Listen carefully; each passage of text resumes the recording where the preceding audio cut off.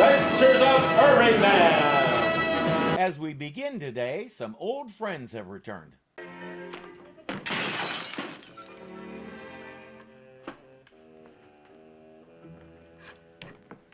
What are you doing, little Jack? How many times have I told you there ain't no flies this time of the year? I've talked at length about Richard Reeves before. This will be his final appearance in the series, and appropriately enough, his name is Little Jack. I've also talked before about his boss Duke, played by George E. Stone. At this point in his career, he was almost blind, but he could pull off roles like this. That's talent. Just keeping in practice for the summer, Duke. Summer. By the summer, I'm going to have this town in the palm of my hands. Yeah, provided Buckley wins as mayor tomorrow. He's going to win. Come here, look at this. You see this? I've got every one of these voting places marked off. I'm going to have one of my boys stationed at each one of these joints. And besides that, I hired a couple of thousand Skid Row characters, and they're going to vote just the way I tell them.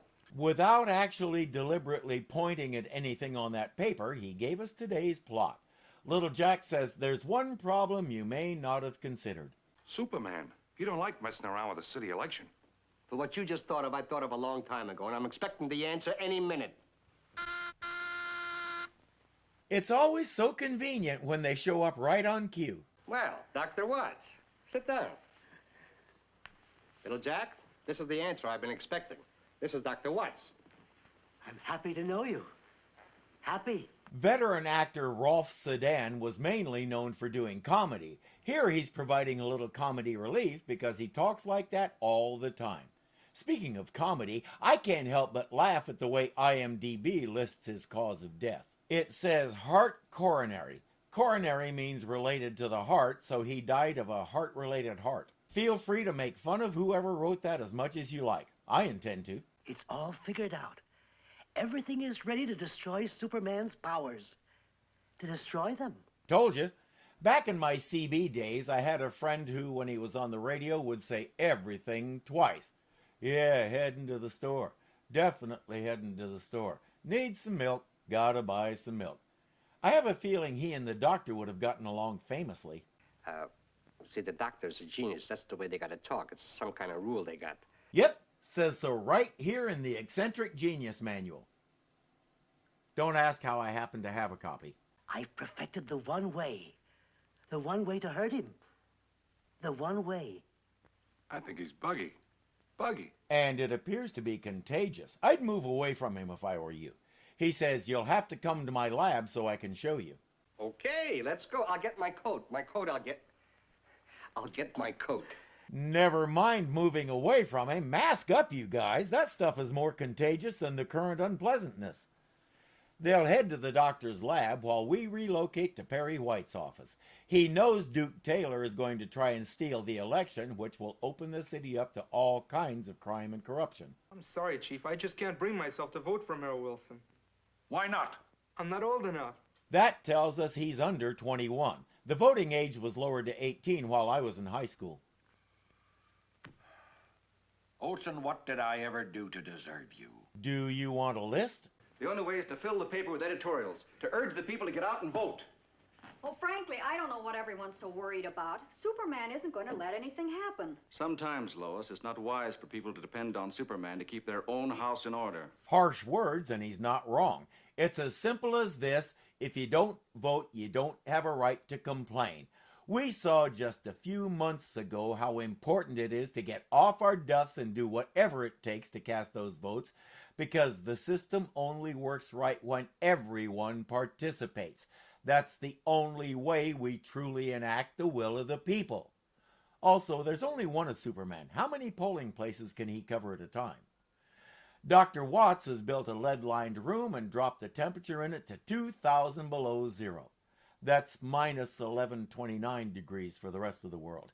He says freezing Superman in there will take away his powers for at least a week. How and why that would do it, he doesn't say, but he says his powers will be numb until he unfreezes. I'm not sure what that means. Let's just get Superman in there. Next thing we know, Lois, Jimmy, and Clark have all gotten notes to be somewhere at a certain time. They're all signed Duke Taylor, but they're sending Lois and Jimmy to a different place than they're sending Clark. Our heroes won't collaborate at all, so Clark doesn't know about the note the others got. He's off to the doctor's lab while Lois and Jimmy chase a wild goose. This could really be a scoop. It could also be some sort of a trap. The corner of Elm and Central in broad daylight? Don't be silly, Jim. Come on, let's go. You just got kidnapped in broad daylight last episode. Might want to think about that. Would you mind telling me what this is all about and why you insisted that I meet you here? Oh, sure. You see, your friends are in there. Miss Lane and that kid. Right behind that steel door. Clark says, I don't believe you. Duke says, the room is lined with lead and sealed shut. Superman can't even see in there, but he can open it. If he's not here by 2 o'clock, I throw a switch and they're both dead. So I suggest you contact him and tell him about this. Kind of a fool you take me for. Obviously, this is some kind of a trap to get Superman inside that chamber. Now you're really using your head, Mr. Kent. Clark says, you haven't even proven they're in there. Duke says, call your office and see if they're okay. And now we know why he sent Lois and Jimmy to chase that goose. When Clark calls the office to check on them, nobody knows where they are. He really has thought of everything.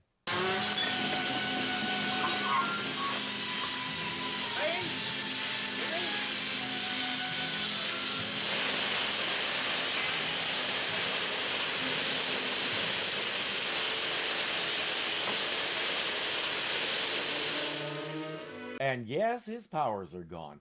Duke had little Jack grab Lois and Jimmy and bring them here to see while he heads off to finish rigging the election. Superman sends Lois and Jimmy on their way, then changes to his street clothes, which apparently didn't get frozen with everything else.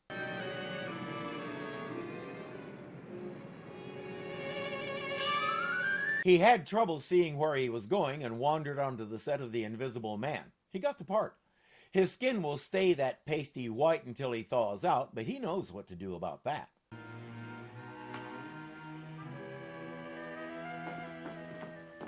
Miss Lane, how nice to see you. Chief, I can explain. Oh, that isn't at all necessary. It's enough just having you back with us. You know, we've kept your old office for you exactly as it was when you left. Please, Chief, come on in. There's something awful I have to tell you. It's a good thing he and Lois have the same skin tone. He did an amazing job, and makes you wonder how long he's been raiding Lois's office. Is there any legal way to postpone this election tomorrow? If we could only put it off for a week or two. Obviously, the answer's no. She's sitting that close to him, looking right at him, and can't tell he's wearing makeup. He's better at this than she is.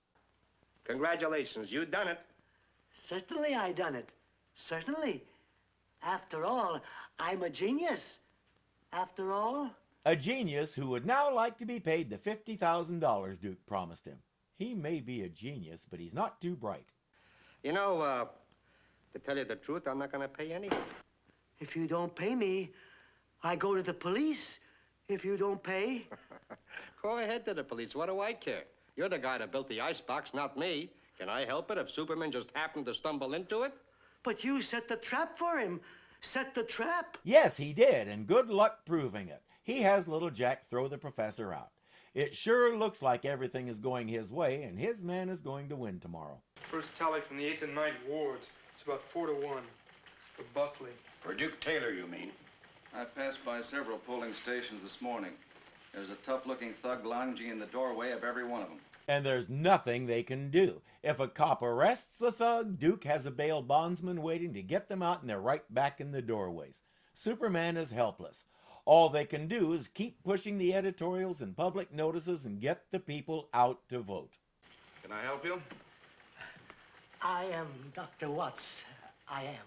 Yes, well, we're very busy right now. Could you come back tomorrow? Oh, no. Tomorrow, it'll be too late. Tomorrow, the election will be over. Oh, won't you step in? He explained who he was and what he did, and Clark threw him out the window. All right, Doctor. What's your answer? Well, I believe a sudden intense heat might help. That makes sense. It might thaw him out. Besides, fire doesn't harm Superman. But, Chief, he isn't Superman anymore. What, he's just like you and me or Clark. He tells Superman it has to be really hot like a blast furnace. If it works, he'll be restored. If not, it'll probably kill him. Clark says, it's up to Superman to make the decision. I'll go tell him. He went into the restroom and explained it all to the mirror. When the mirror answered him, he fainted.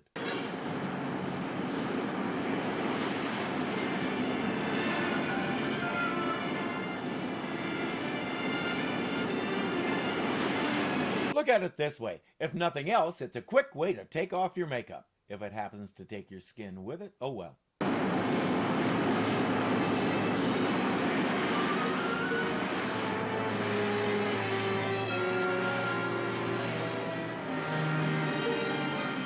As if that would happen. You use a blast furnace to make steel. He's the man of steel. Duh.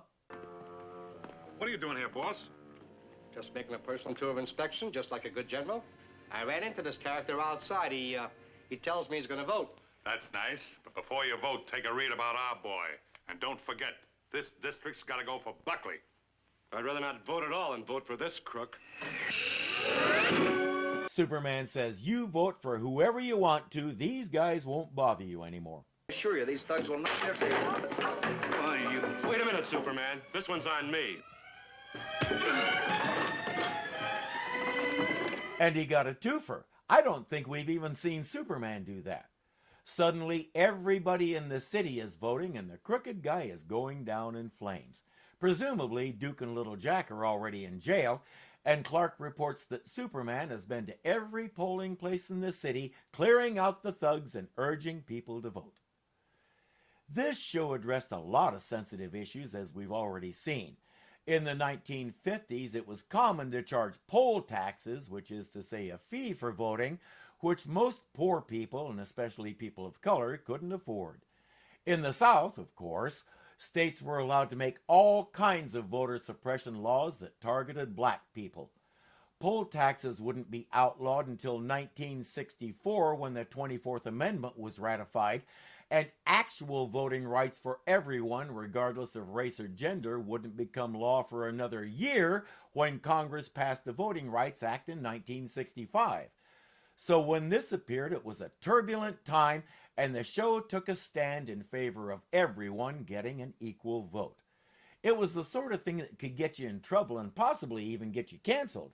The McCarthy hearings had wrapped up a couple of years earlier, but the Red Scare was still in full force, and if somebody thought you were one of those liberal commie pinkos, it could get you in trouble, and stuff like this tended to raise suspicion.